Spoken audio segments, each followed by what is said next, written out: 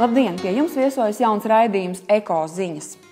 Saeimas Tautsaimniecības komisijā izskanējis aicinājums pilnībā atcelt cirkšanas apliecinājumu nepieciešamību. Patērētāju tiesību aizsardzības centrs bērnu rotaļlietas ir iekļāvis kā prioritāro preču grupu, kas pārbaudāms pēc pašas valsts iestādes iniciatīvas.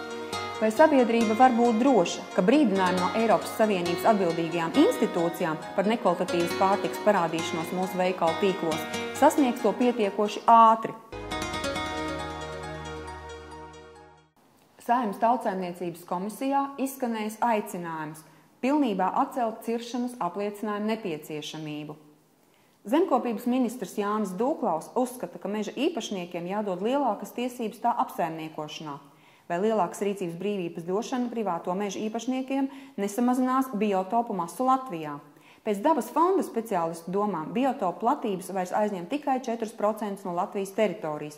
To skaits no 100% 2005. gadā ir samazinājies uz 95% pēc iestāšanās Eiropas Savienībā. Visaktuālākā tā lieta ir tieši valstī piederošajos mežos, jo tādas ekoloģiskās vēstures dēļ ir sanācis tā, ka tie senatnīgākie, tie dabiskākie meži pārsvarā koncentrējas tieši valsts mežos. Jāsaka, ka šajā mežu biotopu daudzuma sakarā mēs esam pēdējie savā reģionā. Valsts kopumā ir uzņēmusies saistības pati savus likumus rakstot un pievienojoties starptautiskām saistībām ir apņēmusies nodrošināt to, ka tie biotopi nepaliks mazāk pie mums.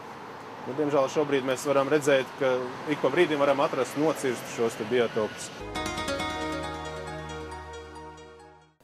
Mums arī nesen bija gadījums, kad mēs atklājam, ka tirgos ir pieejamas sveces, kuras pēc sava izskata imitē pārtīku, un līdz ar to, kuras ir pievilcīgas bērniem, un tātad, kas varētu radīt arī apdraudējumu bērniem.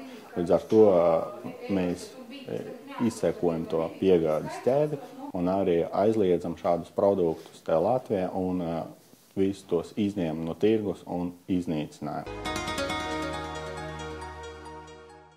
Vai sabiedrība var būt droša, ka brīdinājumi no Eiropas Savienības atbildīgajām institūcijām par nekvalitatīvas pārtikas parādīšanos mūsu veikalu tīklos sasniegs to pietiekoši ātri? Eiropas komisija sadarbojas ar Pasaules veselības organizācijas brīdināšanas sistēmu, starptautiskais pārtikas nekaitīguma iestāžu tīkls. Šajā tīklā ietilpst vairāk nekā 160 dalībvalstu kontaktpunkti. Ātrā brīdināšanas sistēma darbojās arī, teiksim tā, ja kādā pārtikas produktā atrodas svešķermenis. Konkrēti bija vienā trešo valstu gurķu burkā, bija atrasts stikla gabaliņi. Dalība valsts, kurā tas tika konstatēts, ievietoja ziņojumu ātrās brīdināšanas reaģēšanas sistēmā, un attiecīgi valsts, kurām šie piesārņotie konservi bija aizgājuši, attiecīgi reaģēja, šie konservi tika izņemti ārā no apgrozījuma. Paldies, ka bijāt kopā ar Eko ziņām. Arī turpmāk mēs jūs informēsim par jums būtiskām lietām. Domājiet zaļi, esiet veseli un patīkami jums vakaru. Visu labu, uz redzēšanos!